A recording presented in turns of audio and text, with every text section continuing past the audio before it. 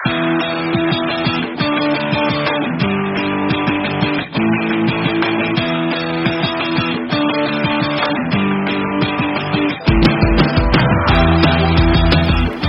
halo semuanya. Perkenalkan kami dari Mars KR dan di sini kami akan membawakan podcast dengan tema Bumi Rumah Kita, yaitu menjadi salah satu pesan penting dari Paus Fransiskus untuk kita semua. Sebelum itu, mari kita tepuk masuk diri ini dulu. 1, 2, 3. Maria, Suci, Dia, Rinum Boko, Niskolo, Marsudirini. Yes. Asik. Oke, sekarang kita kedatangan 3 narasumber keren dari jurusan DKV, Tata Busana dan Boga. Oke, mari kita kenalan. Oke, halo. Aku Juan Ernest, kelas 12 DKV. Di sini aku udah siap banget nih buat bahas tentang seputar kreativitas yang berhubungan dengan lingkungan. Oke, salam kenal ya Kak Ernest. Buat kakaknya sendiri namanya siapa ya? Iya, aku lupa. Oke, halo semuanya. Nama aku Rahel. Ya, aku dari kelas 12 juga. Oh, halo Kak Rakel. Halo Kak Ernest. Sama-sama kelas 12, ngapain Kak ya? Gak apa lah. Oke, jadi aku langsung ke sesi pertanyaan aja ya Kak. Iya. Kakak udah tahu apa arti dari Laudato Si belum sih? Belum. Oh, belum? Belum. Oke, tapi kalau aku ngomong tentang tema kita hari ini, tema kitanya itu adalah Bumi Rumah Kita. Itu kira-kira apa yang terlintas di pikirannya Kak Ernest sebagai anak seorang desain grafis, anak DKV? Mungkin sebagai anak desain grafis, saya itu sedikit terselip pikiran tentang bumi itu sebagai kanvas besar yang akan kita lukis. Nah, dari itu semua, mungkin nih ya, apa yang kita lukis itu akan menjadi hasilnya di suatu masa depan nanti. Kalau kita asal-asalan bakal jelek, kalau kita benar-benar ngelukis di sana bakal jadi hasil yang indah di suatu masa depan nanti. Oke, keren banget ya analoginya, kayak langsung masuk gitu loh. Iya, langsung masuk dong, jelas anak DKV gitu kan. Iya dong. Jadi kayak diumpamakan misal kalau yang kan tadi kata Kak Ernest kayak kalau kita melukis bumi secara ngawur itu kayak misal penebangan hutan gitu Iya, kan. benar banget. Oke, kita langsung masuk ke pertanyaan kedua. Itu tadi kan pandangan Kak Ernest tentang apa itu Laudato Si ya kan? Iya. Oke, jadi kalau tantangannya sendiri pasti kan ada lah ya tantangan sebagai seorang anak DKV dalam mengkampanyekan bumi rumah kita supaya orang itu enggak semakin merusak bumi tapi semakin merawat bumi. Ya, mungkin yang menjadi tantangannya itu mungkin bagaimana kita menyampaikan pesan kepada para audiens ya. Karena rakyat kita itu kan juga dikenal dengan rendah literasi. Benar, setuju. Jadi sepinter-pinternya kita aja bagaimana cara menyampaikannya. Mungkin lewat seperti infografis, poster, atau banyak imbauan dari media sosial gitu. Oh gitu, oke. Tapi kalau Kak Ernest sendiri udah pernah bikin kayak infografis atau desain-desain yang berhubungan dengan tema cinta alam gitu belum sih? Buat aku sendiri nih dibilang banyak juga enggak, dibilang dikit juga enggak. Juga lumayan lah. Rata-rata ya berarti? Iya, benar banget. Enjoy nggak bikinnya Kak? Tergantung sih itu juga. Tergantung deadline? Iya, benar banget. Deadline itu kayak musuh terbesar gitu lah. Iya sih, bener sih. Udah deadline, ternyata tugasnya banyak. Nah, numpuk tuh. Mumpung udah kelas 12 ya kan, deadline-nya banyak ya mesti kan. Iya. Oke, itu tadi dari tantangan. Sekarang aku mau tanya, kira-kira harapan ke depannya, harapan untuk bumi kita sebagai anak DKV gimana? Kalau sebagai anak DKV sendiri itu saya punya harapan nih ya.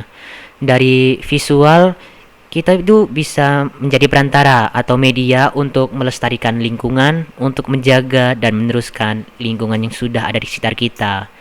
Jadi sebaik-baiknya sebuah pesan itu bisa sampai pada audiens yang dituju. Keren sih. Ya tadi aku Kak Ernest bilang kayak kalau orang Indonesia emang literasinya rendah. Emang bukan Kak Ernest doang sih yang bilang, emang ada banyak. datanya. Ada ya, datanya. Nah, kira-kira Kak Ernest sendiri termasuk dalam orang itu atau enggak? Di tengah-tengahnya. Oh, di tengah-tengah. Iya. Suka gak teke guru gak? Apa? Suka merhatiin guru gak? Kalau lagi ngomong gitu. Nah, itu juga tergantung tuh. Oh, tergantung apa? Mood. Oh, mood. Kira-kira pelajaran apa yang gak disukain? Saya itu tipenya itu suka banyak pelajaran ya, jadi nggak terlalu milih-milih. Oh, gak terlalu milih. Milih-milihnya apanya? Makanan. Oh, gurunya gitu enggak? Enggak. Saya personal itu cinta sama guru. Oke. Anak baik-baik ya. Bener banget. Oke. Mungkin dari aku sekian sih pertanyaannya. Dikit tapi menurut aku udah lumayan sih buat membuka open mind aku buat gimana sih cara menjaga bumi versinya anak DKV. Thank you ya Kak Ernest yang udah mau datang dan mau diwawancarai di sini. Sama-sama. By the way, ini ada desain dari anak DKV yang aku pakai. Keren banget kan? Bikinan sendiri, sablonan sendiri. Keren juga tuh. Siapa ya yang bikin? Nggak tahu. Pak Adit loh yang bikin. Pak Adit loh yang bikin. Nah, dari maka itu, mari kita join ke DKV. SMK Marsudiri ini jurusan DKV. Bener banget, real. Link di bawah. Dadah. Dadah. Nggak ada linknya. Dadah semuanya. Dadah. Oke, halo Sobat Kreatif, selamat datang di podcast Bumi Rumah Kita. Tempat kita ngobrol santai tentang bagaimana merawat bumi tercinta ini. Perkenalkan, nama aku Rahel dan hari ini kita bakal bahas sesuatu yang super duper penting, yaitu ajakan Paus Fransiskus dalam Laudato Si. Nah, biar ngobrolnya makin seru nih ya kan. Di sini aku udah gak sendiri nih. Perkenalkan, siapa? Halo semua, nama aku Avel dari kelas 12 jurusan Desain dan Produksi Busana. Nggak sabar banget nih sharing soal gimana fashion bisa bantu jagain bumi kita. Asik nih. Halo ya Avel. Halo. Oke, sebelum kita masuk ke sesi pertanyaan ya, tapi ini aja pertanyaan juga ya kan. Aku mau tanya nih, pengalaman kamu tentang Laudato Si. Kamu pasti pernah dengar kan tentang Laudato Si? Pernah dong, pasti pernah banget. Nah, kira-kira dalam temanya kan bumi rumah kita. Kalau dalam busana, pandanganmu kayak gimana sih?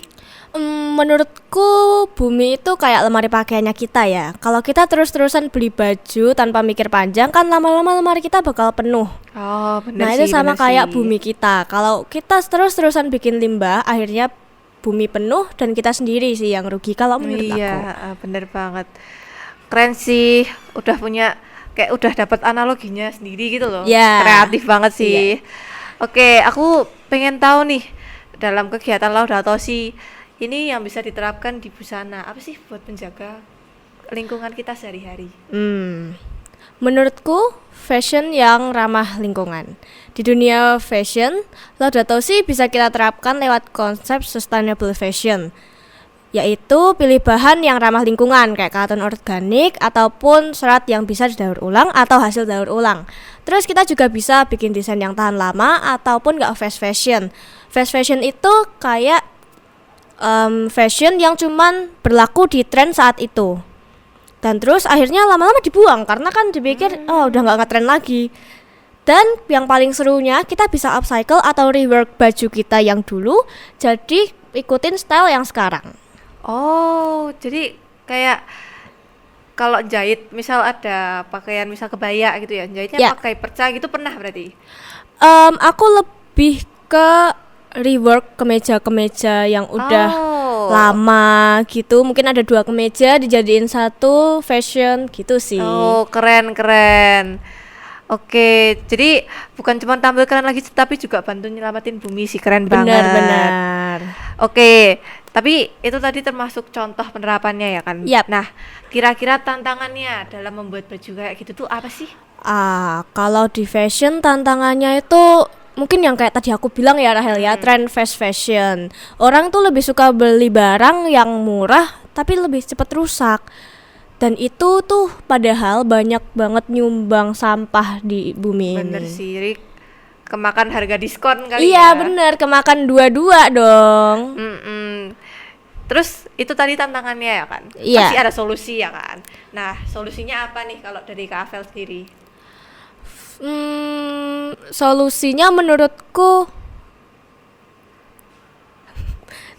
mungkin solusinya lebih ke nggak terlalu termakan tren ya. Maksudnya adalah kalau misal kita lihat di sosial media kita banyak orang yang kayak wah ini lagi ngetren banget nih. Aku kan gaul abis.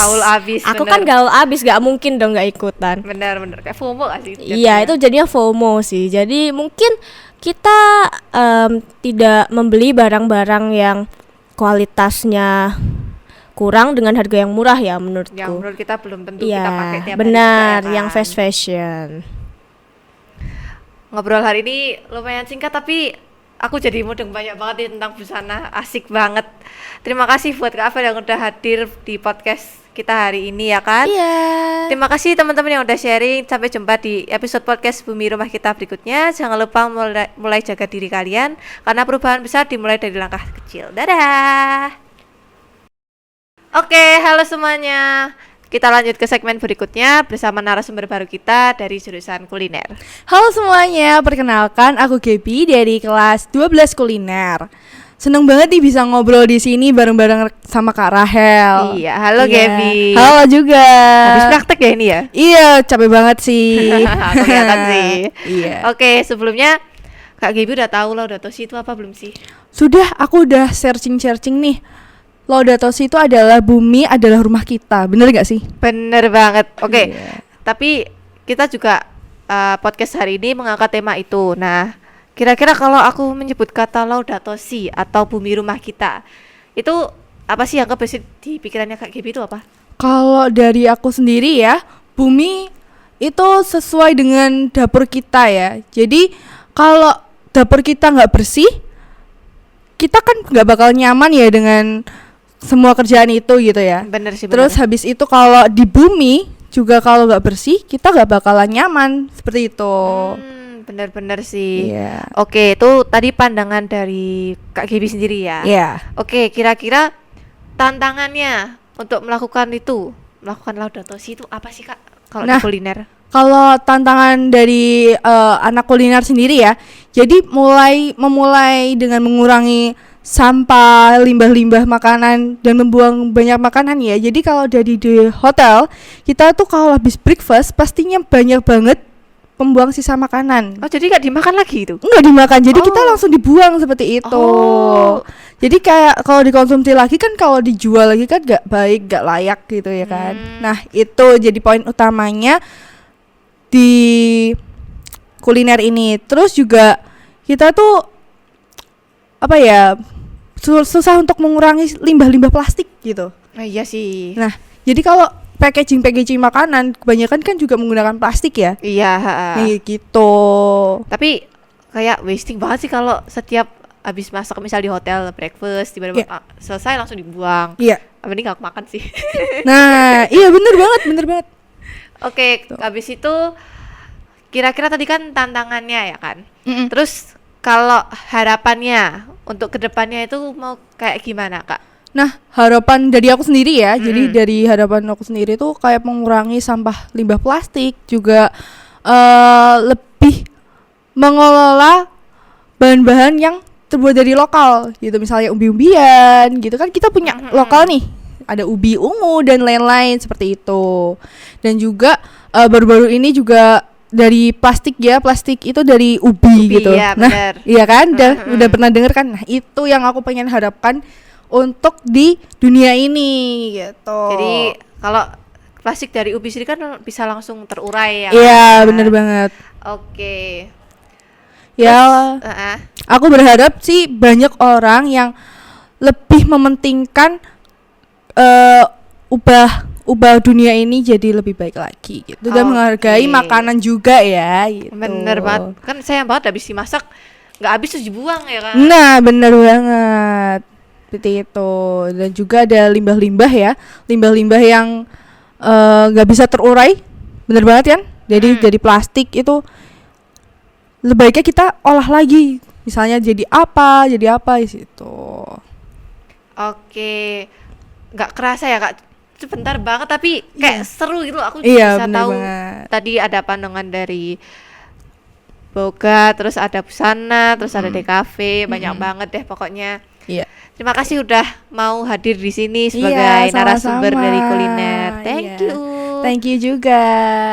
Bye bye. Bye bye. Acting crazy, I can make it alright. I can make it alright. Gotta turn the tab around, gotta make it feel right. Gotta clean your dirty ground.